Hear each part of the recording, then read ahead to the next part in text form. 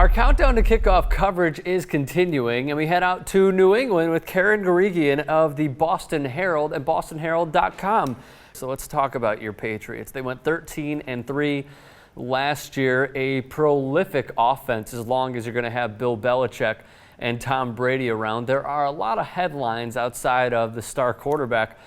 Let's start with wide receiver firstly. Wes Welker. He, at least from what I have seen, as the Patriots and Buccaneers have a joint practice, I believe they've had two of them, he did not participate today. Can you give us the latest on his injury? Well, of course, the Patriots don't tell you much. I can tell you, I saw him. He wasn't on crutches. There were no slings. He seemed to be moving okay. I don't think it's a significant, huge injury. I mean, he was out on the field. He didn't walk around with any limps. I think it's probably a minor thing that they're nursing. How about a few of the newcomers? Brandon Lloyd, Dante Stallworth. We could even talk about the tight ends, even more tight ends for Bill Belichick with Jake Ballard and Visanthe Shiancoe. Start with the wide receivers, though. How have they looked thus far in camp? Well, Brandon Lloyd is the guy that people are most excited about because, again, with this offense, what they've lacked since the departure of Randy Moss is an outside presence or an outside threat. And while you wouldn't call Lloyd a real speed burner, he's somebody that will go up and get the ball on the sideline. We've seen him make these incredible athletic and acrobatic catches. It's taken Brady a little bit to get used to him, and the fact that Brady's kind of a precision passer, and Brady, all he has to do is kind of throw the ball up, and this guy will go get it. He's never really had this type of receiver before, with the possible exception of Randy Moss. Sure. But the two have connected pretty much right away. Unlike, let's say, last year with him and Chad Ochocinco, now Chad Johnson. As for some of the other new receivers, Dante Stallworth, Jabar Gaffney, Gaffney's hurt right now, but he had a terrific camp prior to getting hurt. He and Brady have this great chemistry where they just click. The Patriots are 27-5 in their last two seasons combined, but something that has been puzzling to even a lot of Patriots fans and NFL fans is their defense. Now, their run defense was not bad. They were middle of the pack last year. But last season, their pass defense, 239 yards per game. That ranked for 31st, second worst in the league, 8 passing yards per attempt. How have they possibly improved on their pass defense? Well, it's not by going out and getting new cornerbacks. They didn't approach it that way. What they actually did was try to help, but with their pass rush, they went out and they drafted Chandler Jones out of Syracuse. They actually moved up they never move up.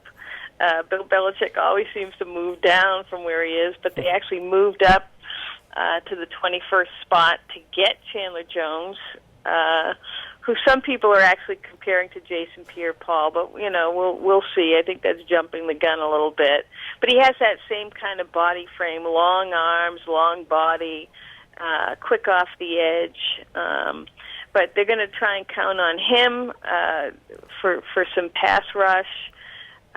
They also drafted Dante Hightower, who's a linebacker who could play all the linebacker positions. They signed some free agents who can rush the passer. They drafted Jake Beckett. He also has some burst off the edge. A lot of their problems was quarterbacks had a half an hour back there to throw the football. And I don't care who you are in the secondary. If the quarterback has all the time in the world, there's only so much you can do to defend. Last season marked the third time in 5 seasons that the Patriots offense went over 500 points. They also signed Olympic sprinter Jeff Demps, who was a silver medalist at the London Games. How has he looked thus far in camp? Well, we've only seen him a couple days, and he's not quite yet in football shape. He's in sprinter shape, and he took some weight off, to be able to run fast or faster. And there's no question the guy is blazing fast. And I think the biggest thing they're looking for him to improve is their kick return game, which was pathetically awful. I think they're ranked like 29th in the league. Mm-hmm. And I mean, you got to say, well, you have a great offense. What do you need field position for? But when you're Bill Belichick, field position is so key and so vital. If he can get himself into shape, he also provides yet one more weapon for Brady in the offense, because he can catch the ball out of the backfield, and they can do a variety with things with him, with screen passes and so on and so forth. Karen, my last question for you. The Patriots are obviously one of the best teams in the league. Sportsbook in Vegas has certainly taken advantage of it. Their over-under for the Patriots this season is 12 games. What do you say to that? Well, if you look at who they're going up against, the AFC just isn't that strong, isn't as strong as the NFC. Mm-hmm. And the Patriots are basically reloaded, if you want to say. They didn't lose that many people. They just added on. And if you're adding on to a team that was almost won the Super Bowl, you have to like their chances. Again, especially in an AFC that really doesn't have any real powerhouse teams or teams that are legitimate threats to the Patriots. In their 16-game schedule, the Patriots will only face 3 teams that were over 500 from last season. Granted, they are playing a new and improved Denver Broncos with Peyton Manning at quarterback. Again, just 3 teams over 500 from the previous season. Karen Guregian of the Boston Herald, thank you very, very much for the time, and we'll talk to you soon. Great. Thanks a lot.